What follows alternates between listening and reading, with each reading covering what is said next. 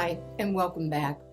The topic for today is understanding negative perceptions. And I think this is one of the most important things for women as well as men to do. Because if you don't understand how you're viewed and perhaps viewed as weak or negative in some area, then it's hard to address that issue and to change. So, almost all of my bosses were men. And what I found is that they often didn't like to give negative or constructive feedback. And I don't know the reason why. Sometimes I thought maybe they thought, I or a woman would cry. And sometimes I think they just don't like dealing with, softer skills or feelings as much as women do. But anyway, I don't know because I never had that opportunity to report to a woman. But one time I had a fairly new boss. I had been reporting to him for about 6 months. And he called me in for my annual performance evaluation. And one of the first things he said is, uh, you scored higher than almost 99% of people within the company and in comparison to other industries in fast decision making. So I didn't know exactly what he said, initially, he said, I was very uncomfortable with the way you made decisions.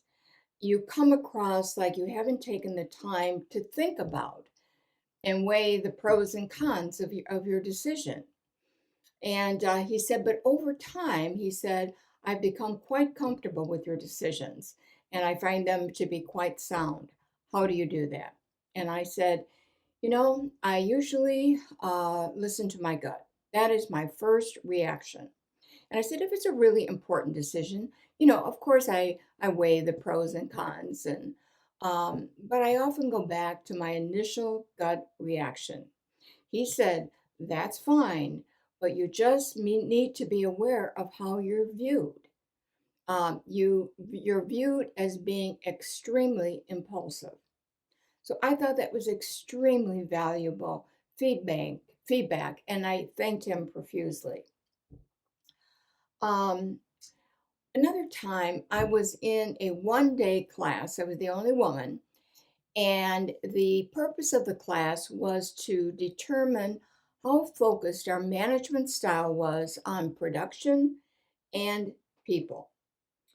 And I knew I focused on both. But anyway, there was a series of multiple choice questions, and then we were scored on this grid. The men all scored very high on production, and I scored high in production as well as on people. And that was viewed negatively at the time. And of course, times have changed. At least most or a lot of companies say they're definitely focused on their employees and their people. But at the time, it was production, production, production. So I kind of wanted to slink under my desk.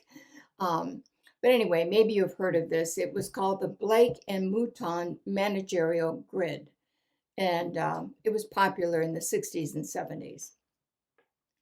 Another time, some consultants asked me if I saw myself as a candidate for a top job. They said, when an executive job comes open, do you see yourself as the best person? And after I thought about it, I thought, no, not always. I don't always feel confident that I am the best person. And they said, well, that comes across. And of course, given all the being ignored and some of the, negative situations I dealt with, I mean, my lack of confidence is understandable. But I really needed to focus on that as being something I needed to overcome if I wanted to be viewed as a top candidate for a top job. Another issue that was brought to my attention is they said, again, consultants, most executives start their careers and become known as experts in some field, like finance or accounting. Whereas they said you're viewed as jumping all over the place, from your technical computer skills to human resources, people skills, marketing, and they said you're not seen as an expert on anything or any one field. And of course I'm not, and I wasn't. But I was glad about that. I love the diversity of my experiences. And I think it made me more ready for a top job. But here the consultants were telling me, you don't fit the mold. You're not seen as an expert. So I took that feedback, but I also decided not to really change because I loved my left brain, right brain skills. And not only that, I had, of course, two entrepreneurial businesses on the side, an antique business and a day spa.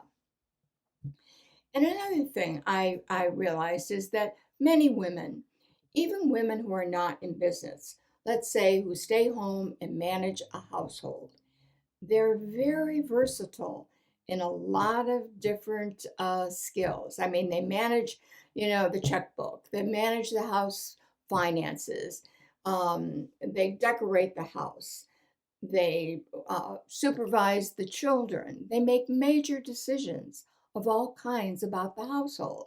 So this is not just, women in business. I think this is women in general. And I believe it is one of the reasons that so many more women are gaining those CEO positions at top companies. So what I'm saying is, I think women should celebrate their versatility. Don't let anybody put you down for it, but do ask for feedback. If you want to grow and you want to continue up, getting higher positions, do ask for feedback. And the other thing is, I believe perceptions matter.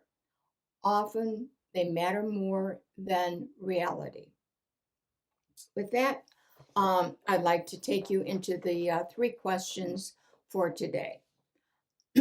Question one: do you shirk from getting negative feedback from bosses or colleagues? Or do you ask for constructive criticism in order to improve your performance? Question two: do you think your skills and background vary substantially from most men's? And how comfortable are you working in a predominantly male environment? What are some things you can do to increase your comfort level? Question three: do you think that it is important that your interests be similar to those of your male colleagues? And how much are you willing to change to fit into the good old boys club? With that, the next video is going to be losing a job. Thank you again for listening. Hope to see you next time.